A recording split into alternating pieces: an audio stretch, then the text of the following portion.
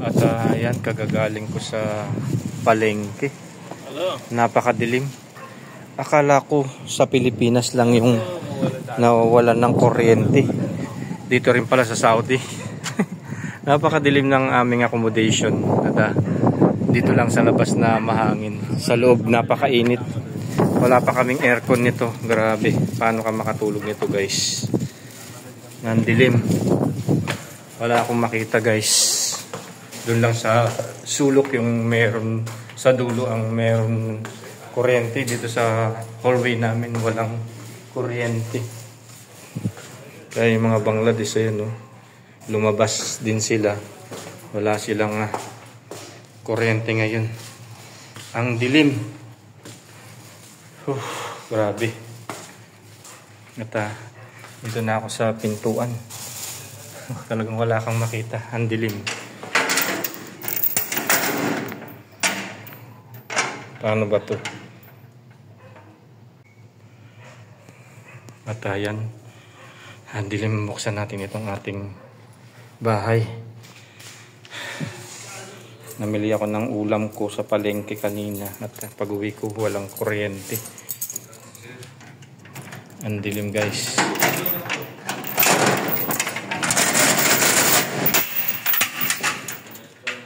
Ito nga pala yung bahay ko. Ayan. Diyan ako nakahiga. Ayun yung mga gamit-gamit pa namin. At doon yung isang kasama ko. Gulo-gulo. Yan nga yung mga gamit namin, sama-sama. Nandito na yung kusina, nandito na yung kwarto, lahat. Hindi ka man pwedeng maglagay dito ng gamit sa kusina kasi may mga ibang lahi dito na nakatira. Kaya yung isang kwarto namin, sama-sama yung mga gamit namin dito. Ultimo yung LPG ko, ayan. Yung gas, pinapasok ko kasi minsan pag wala kami, ginagamit ng ibang lahi at nauubos. At mayroon din kaming yung mga gallons na nga kapag minsan walang tubig, nag-i-stock kami dyan. Pinapasok ko na rin. Ito yung aming pagkainan. Kusina na rin. At dito lang, ayan, higaan ko na yan. Pero dito talaga yung kwarto ko yan, higaan. At ayan, ginawa ko ng istakan ng mga gamit ko. Dahil nga, minsan magkakalkal ka pa sa parador, yan, inihanda ko na lahat. Sabog-sabog.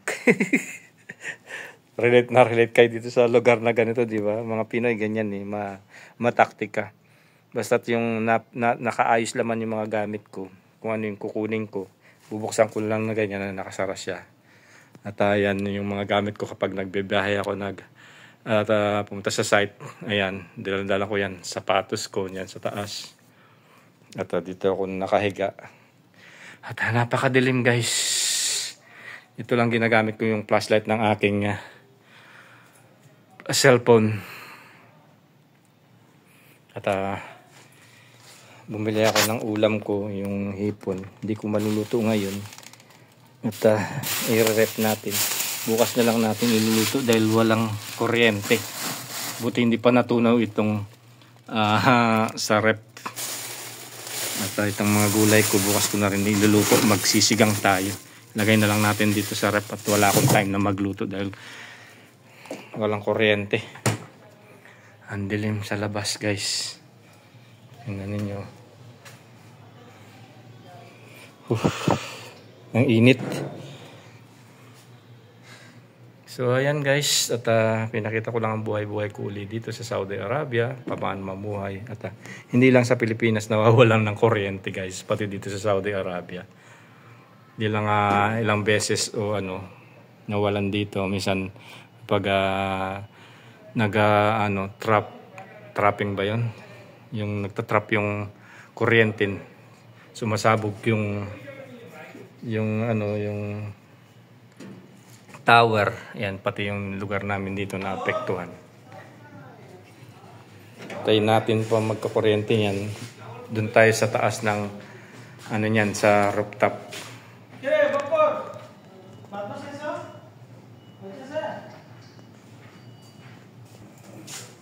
At tara, akyat tayo dun sa taas. At Ito yung accommodation ng mga Bangladesh dito. Ayan. Kikita ninyo. Bahay nila yan, no? At dito rin. Ayan. At akyat tayo din sa taas magpahangin.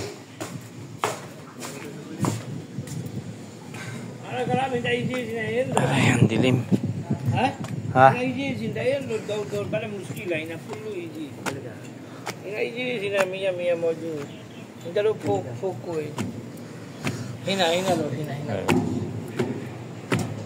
Ito yan sa rooftop. Buti pa dito mahangin. Ayan, at tayo mga kasama natin dito na rin nagpahinga para magpahangin. Ang sarap ng hangin dito. Ayan, oh.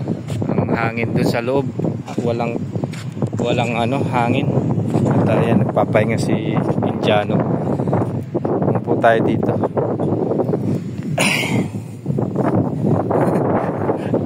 Ayan.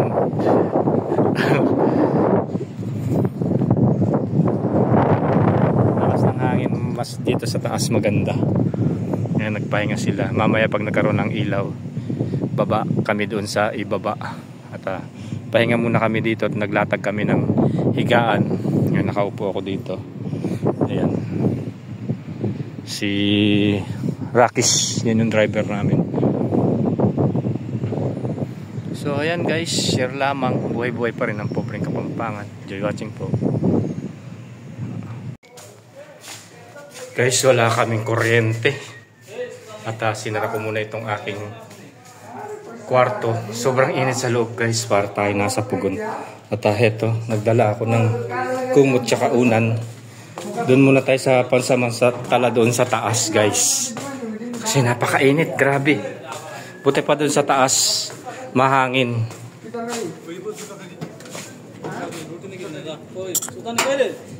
At akyat tayo doon sa taas.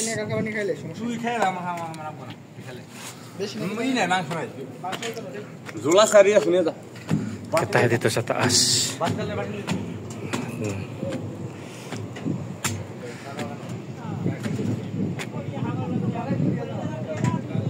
Kanya-kanya kaming pwesto doon, no?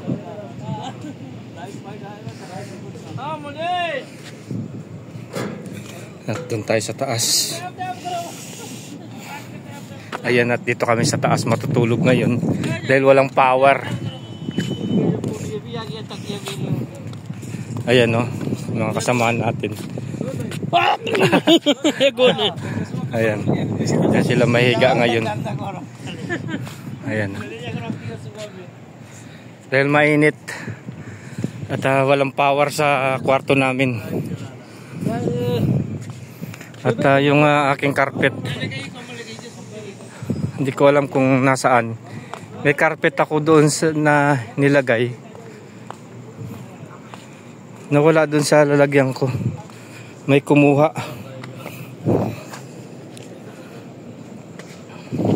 Tingnan natin dito sa kabila. Baka nilatag doon sa kabilang kwarto. Kabilang side. Ito. Ito yung carpet ko. Yan na ta. Dito tayo may higa. Yan muna tayo.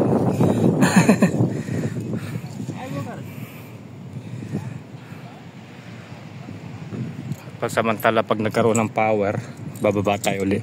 Sinapakahangin dito at wala naman lamok. Summer ngayon, pag taglamig maraming lamok dito sa taas. At ayun mga kasamaan ko ng Bangladesh. Ayan, at dito kami matutulog pa samantala walang power. At nakihiga ako dito. Pansamantala. Ayan, nagdala ako ng kumot tsaka unan. Tayo natin ng ilang oras kung magkakaroon ng kuryente pa.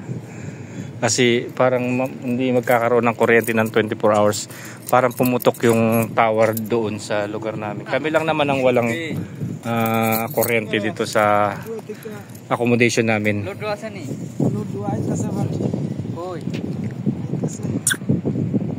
Punta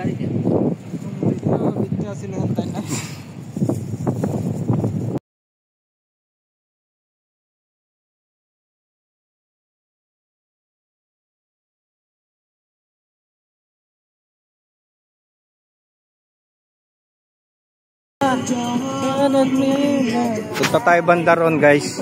Papakita ko sa inyo yung lugar dito sa taas. At nagpapahinga kami dito. Walang kuryente, madilim. Ayan, nandiyan kami sa taas. At kabilugan pa ng buwan. At presko dito, guys. At walang kuryente sa ibaba. Kanina pang alas 5 at umakyat kami dito sa rooftop. At presko dito. Siguro kung magkakaroon man ng ilaw, umaga na o kasi napaka init dun sa loob, dun sa higaan namin. Yan yung mga kasama namin at dyan nagpapahinga. At yung ibang kasama natin nandoon. Puntahan natin, guys. Mga ibang lahi yan. Ayan, nandyan sila. Pahinga din sila sa taas dito. Sa kabilang side. Ayan sila. Sa taas kami ng rooftop ngayon. At nagpapahinga. Kasama yung mga Bangladesh. Ayan. At tara, puntahan natin sila. Yan yung mga kasamaan namin sa trabaho dito. Puros ibang lahi mga kasama ko. Ayan. Ayan sila. Yan, sama-sama sila dito. At presko dito. Kasi dun sa ibaba, napakadilim. Ayan sila.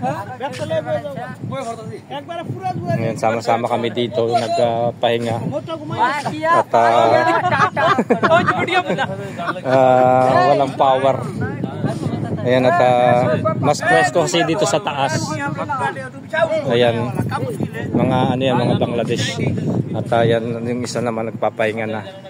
Dito kami sa rooftop. Ayan o, kita ninyo, guys.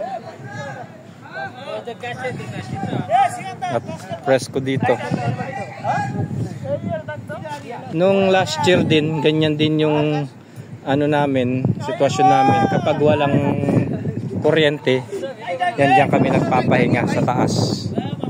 Preskong presko nga naman dito, mahangin. Ayan mga kasama namin. Ayan, at naglatag sila ng ano dyan, kumot para makapagpahinga sila dyan. No power, no electricity. Ayan. Sa rooftop kami ngayon. At ayan, sa taas, sa ibaba naman yan. May ginagawa yata ng ano dito, yung ano, yung tower. Dahil nga pumutok. Walang kuryente ngayon.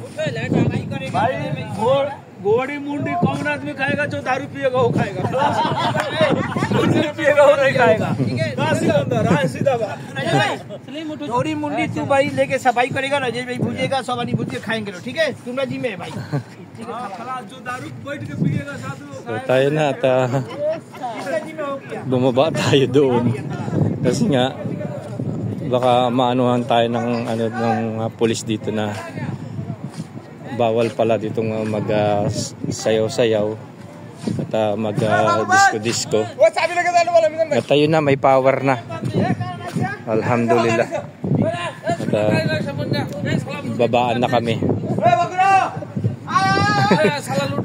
Baba na, may power na. Finally. Finally current coming. Ayan na. At naglatag at ano na sila. Prepared na sila, bababa na kami. Kala ko 24 hours tong kuryente na yan. So ayan guys, buhay-buhay pa rin dito sa Saudi Arabia. Paano kami mamuhay, dumiskarte. Ayan. Enjoy watching po, Pobreng Kapampangan. God bless.